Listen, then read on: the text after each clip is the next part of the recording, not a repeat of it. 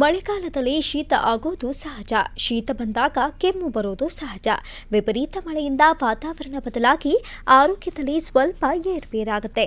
ಅತಿಯಾದ ಕೆಮ್ಮಿನಿಂದ ಕಿರಿಕಿರಿ ಉಂಟಾಗುತ್ತೆ. ಕೆಮ್ಮು ಬಂದಾಗೆಲ್ಲ ಆಸ್ಪತ್ರೆಗೆ ಹೋಗಿ ಚಿಕಿತ್ಸೆಯನ್ನ ಪಡಿತಾರೆ. ಆದರೆ ಮನೆಯಲ್ಲಿಯೇ ಕೆಮ್ಮಿಗೆ ಮದ್ದಿದೆ. ಕೆಮ್ಮು ಶುರುವಾದಾಗೆಲ್ಲ ಆಸ್ಪತ್ರೆಗೆ ಹೋಗೋ ಬದಲು ಮನೆಯಲ್ಲೇ ಅದಕ್ಕೆ ಸೂಕ್ತ ಚಿಕಿತ್ಸೆಯನ್ನ ಪಡೆದುಕೊಳ್ಳಬಹುದು. ಹೇಗೆ ಅಂತೀರಾ? ಬನ್ನಿ ನಾವು ನಿಮಗೆ ತಿಳಿಸ್ತೇವೆ. ಅದಕ್ಕಿಂತ ಮುಂಚೆ ನೀವಿನ್ನು ನಮ್ಮ ಚಾನಲ್ಗೆ ಸಬ್ಸ್ಕ್ರೈಬ್ ಆಗಿಲ್ಲ ಅಂದ್ರೆ ಈ ಕೂಡಲೇ ಸಬ್ಸ್ಕ್ರೈಬ್ ಮಾಡಿ, ಪಕ್ಕದಲ್ಲಿ ಕಾಣುವ ಬೆಲ್ ಐಕಾನ್ ಕ್ಲಿಕ್ ಮಾಡಿ.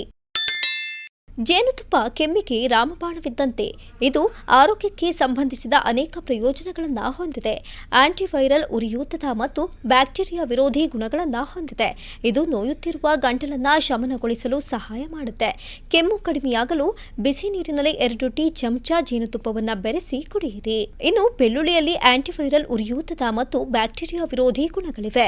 ಬೆಳ್ಳುಳ್ಳಿಯನ್ನ ನಿಯಮಿತವಾಗಿ ತಿನ್ನುವುದರಿಂದ ರಕ್ತದೊತ್ತಡವನ್ನು ನಿಯಂತ್ರಿಸುತ್ತೆ.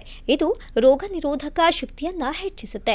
ಬೆಳ್ಳುಳ್ಳಿಯನ್ನ ಹುರಿದು ರಾತ್ರಿ ಮಲಗುವ ಮುನ್ನ 1 ಚಮಚ ಜೇನುತುಪ್ಪದೊಂದಿಗೆ ಸೇವಿಸಿ. ಜೊತೆಗೆ ಕತ್ತರಿಸಿದ ಬೆಳ್ಳುಳ್ಳಿಯನ್ನ ತುಪ್ಪದಲ್ಲಿ ಹುರಿದು ಅಡುಗೆಗೆ ಬಳಸಬಹುದು.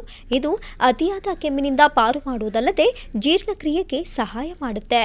ಮತ್ತು ಪದೇ ಪದೇ ಕೆಮ್ಮು ಬರ್ತಾ ಇದ್ರೆ ಅನಾನಸ್ ಅಂದ್ರೆ ಪೈನಾಪಲ್ ಹಣ್ಣಿನ ಜ್ಯೂಸನ್ನು ಕುಡಿಬೇಕು.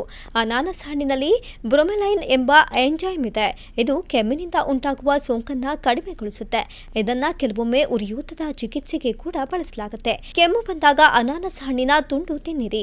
ಬದಲಿಗೆ 250 ಮಿಲಿ ಅನಾನಸ್ ಜ್ಯೂಸ್ ಅನ್ನ ದಿನಕ್ಕೆ 2 ಬಾರಿ ಕುಡಿಯಿರಿ. ಇನ್ನು ಅರಿಶಿನ ಸಹಜವಾಗಿ ಎಲ್ಲರ ಮನೆಯಲ್ಲೂ ಇರುತ್ತೆ. ಅನೇಕ ಆರೋಗ್ಯ ಸಮಸ್ಯೆಗಳಿಗೆ ಇದು ಪರಿಹಾರವಿದ್ದಂತೆ. ಇದು ಆಂಟಿವೈರಲ್ ಕೂಡ ಹೌದು.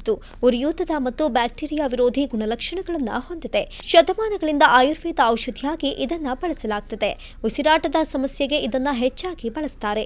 ರಾತ್ರಿ ಮಲಗೋ ಮೊದಲು 1/4 ಟೀ ಸ್ಪೂನ್ ಅರಿಶಿನವನ್ನ 1 ಲೋಟ ಬೆಚ್ಚಗಿನ ಹಾಲಿಗೆ ಬೆರೆಸಿ ಸೇವಿಸಿದ್ರೆ ಕೆಮ್ಮು ನಿವಾರಣೆಯಾಗುತ್ತೆ. 1 ಕಪ್ ಬೆಚ್ಚಗಿನ ನೀರಿನಲ್ಲಿ 1/4 ಟೀ ಸ್ಪೂನ್ ಉಪ್ಪನ್ನು ಬೆರೆಸಿ ದಿನಕ್ಕೆ ಹಲವಾರು ಬಾರಿ ಗಾಗ್ಲಿಂಗ್ ಮಾಡಬಹುದು. ಹೀಗೆ ಮಾಡಿದ್ರೆ ಗಂಟಲು ಕಡಿತ ಕಡಿಮೆಯಾಗುತ್ತೆ, ಕೆಮ್ಮು ಕೂಡ ನಿವಾರಣೆಯಾಗುತ್ತೆ.